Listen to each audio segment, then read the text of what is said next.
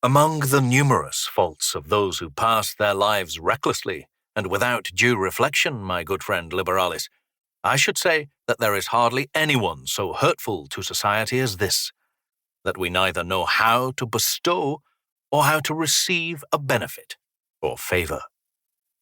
It follows from this that benefits are badly invested and become bad debts. In these cases, it is too late to complain of their not being returned, for they were thrown away when we bestowed them. Nor need we wonder that while the greatest vices are common, none is more common than ingratitude. For this, I see, is brought about by various causes. The first of these is that we do not choose worthy persons upon whom to bestow our bounty. But although when we are about to lend money we first make a careful enquiry into the means and habits of life of our debtor, and avoid sowing seed in a worn-out or unfruitful soil, yet without any discrimination we scatter our benefits at random, rather than bestow them. It is hard to say whether it is more dishonourable for the receiver to disown a benefit, or for the giver to demand a return of it. For a benefit is a loan, the repayment of which depends merely upon the good feeling of the debtor. To misuse a benefit like a spendthrift is most shameful, because we do not need our wealth, but only our intention to set us free from the obligation of it. For a benefit is repaid by being acknowledged. Yet, while they are to blame who do not even show so much gratitude as to acknowledge their debt, we ourselves are to blame no less. We find many men ungrateful, yet we make more men so, because at one time we harshly and reproachfully demand some return for our bounty, at another we are fickle and regret what we have given, at another we are peevish and apt to find fault with trifles. By acting thus, we destroy all sense of gratitude, not only after we have given anything, but while we are in the act of giving it. Who has ever thought it enough to be asked for anything in an offhand manner, or to be asked only once?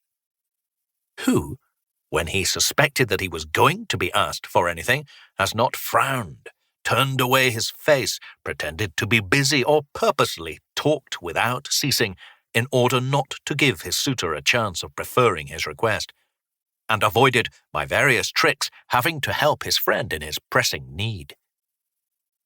And when driven into a corner, has not either put the matter off, that is, given a cowardly refusal, or promised his help ungraciously, with a wry face, and with unkind words of which he seemed to grudge the utterance? Yet no one is glad to owe what he has not so much received from his benefactor as wrung out of him. Who can be grateful for what has been disdainfully flung to him, or angrily cast at him, or been given him out of weariness to avoid further trouble? No one need expect any return from those whom he has tired out with delays, or sickened with expectation. A benefit is received in the same temper in which it is given, and ought not, therefore, to be given carelessly. For a man thanks himself for that which he receives without the knowledge of the giver. Neither ought we to give after long delay, because in all good offices the will of the giver counts for much, and he who gives tardily must long have been unwilling to give at all. Nor, assuredly, ought we to give in offensive manner, because human nature is so constituted that insults sink deeper than kindnesses. The remembrance of the latter soon passes away, while that of the former is treasured in the memory. So what can a man expect who insults while he obliges? All the gratitude which he deserves is to be forgiven for helping us. On the other hand, the number of the ungrateful ought not to deter us from earning men's gratitude, for in the first place their number is increased by our own acts.